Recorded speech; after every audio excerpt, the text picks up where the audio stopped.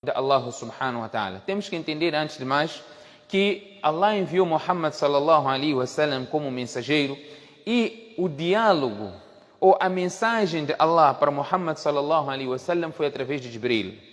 Jibril alaihi salam trouxe as orientações de Allah subhanahu ao profeta sallallahu alaihi wasallam e o Muhammad sallallahu alaihi wasallam transmitiu essa mensagem aos seus companheiros e assim chegou a nós. Quando se tratou de Salah, não houve esta corrente de Jibril.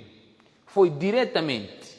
Allah chamou Muhammad aos céus para receber a ordem de Salah e foi exatamente o que aconteceu. Jibril veio, levou Muhammad sallallahu alaihi wasallam, foi para Beit al-Maqdis e de lá ascenderam para os céus. Mesmo assim chegou um momento, num lugar em que Jibril alaihi salam não podia ir. Portanto, Muhammad sallallahu alaihi wasallam foi sozinho e foi onde recebeu a ordem do Salah com Allah subhanahu wa ta'ala. Antes eram 50 Salah, nós sabemos, e quando ele descia, quando Muhammad sallallahu alaihi wasallam descia, nós conhecemos a passagem longa em que em cada céu o profeta sallallahu alaihi wasallam ia encontrando com algum profeta, e quando o profeta sallallahu alaihi wasallam ia descendo, portanto foi aconselhado que pedisse que Allah reduzisse o número de Salah até que chegou 5 Salah. Portanto o profeta sallallahu alaihi wasallam recebeu os 5 Salah e nós temos que cumprir com os 5 Salah.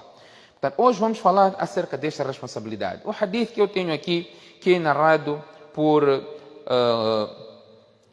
Hurayth bin Qabisa. Ele diz que eu cheguei a Medina Munawwara, e eu fiz um dua quando eu cheguei a Medina, e eu disse, Allahumma yassir li jalisan salihah. Oh Allah, facilita-me um companheiro virtuoso. Faça com que eu tenha um companheiro virtuoso. Então, ele diz, eu sentei e vi quem estava ao meu lado era Abu Huraira, radiyallahu anhu. Então, eu disse a Abu Huraira, radiyallahu anhu, فحدثني بحديث سمعته من رسول الله صلى الله عليه وسلم لعل الله أن ينفعني به. Informa-me de um hadith que tu ouviste, o mensageiro de Allah sallallahu alaihi wasallam. Provavelmente Allah poderá me beneficiar através deste hadith que eu for escutar de ti. Então Abu Huraira radiyallahu anhu disse, eu ouvi o profeta sallallahu alaihi wasallam dizendo, Inna awwala ma yuhasabu bihi al-abdu bi salatihi fa in saluhat faqad aflaha wa anjah. Vem outras narrações que a primeira coisa, conjugando com este hadith, a primeira coisa que nós teremos que prestar contas a Allah no dia de Qiyamah será o salat. Se o salat estiver perfeito, faqad anjaha wa aflah. O indivíduo que tiver o salat perfeito, este indivíduo será bem-sucedido. Será bem-sucedido. قال همام لا أدري هذا من كلام قتادة أو من الرواية فإن انتقص من فريضته بشيء قال انظروا هل لعبدي من تطوع.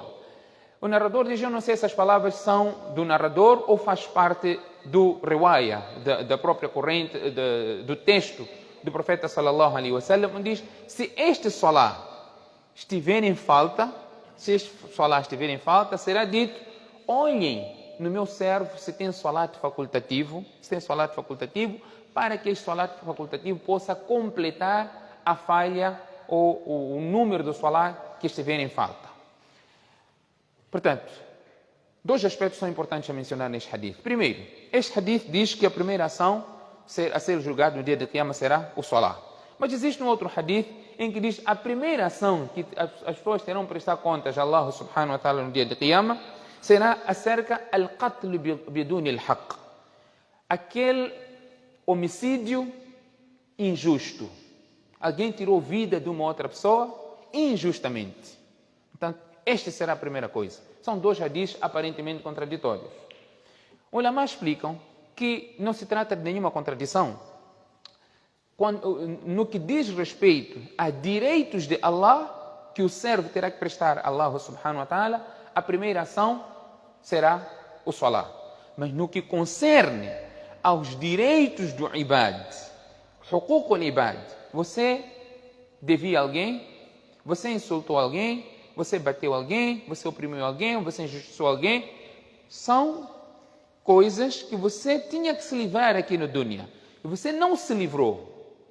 você matou alguém, não se livrou dessa situação, então no dia da Qiyamah você tem que pagar.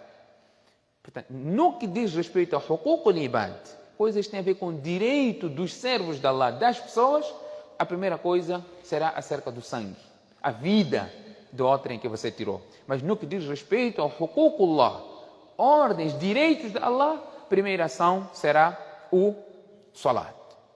Este é o primeiro aspecto. Segundo aspecto é, será que o Salat facultativo substitui o Salat obrigatório? Se no dia da Qiyamah, este hadith diz que se faltar, será dito, vejam se tem algum facultativo, para que este facultativo possa suprir o fard. Os ulama explicam, aqui nós vamos encontrar dois grupos de ulama a explicar, sábios, que dizem, você pode fazer o número de facultativo que você quiser, não é equivalente a um só fard. Um só fard, não é igual.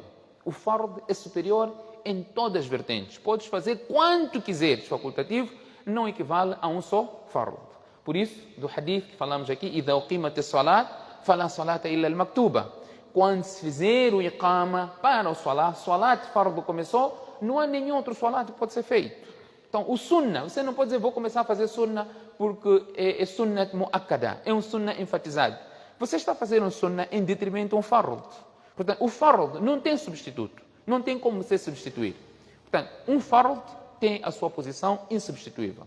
Então, um grupo de ulama diz que não vai substituir, mas sim os facultativos irão suprir lacunas no fard. Em que sentido?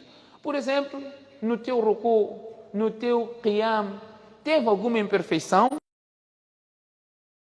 Esta parte do facultativo para suprir a parte que teve deficiência no fard.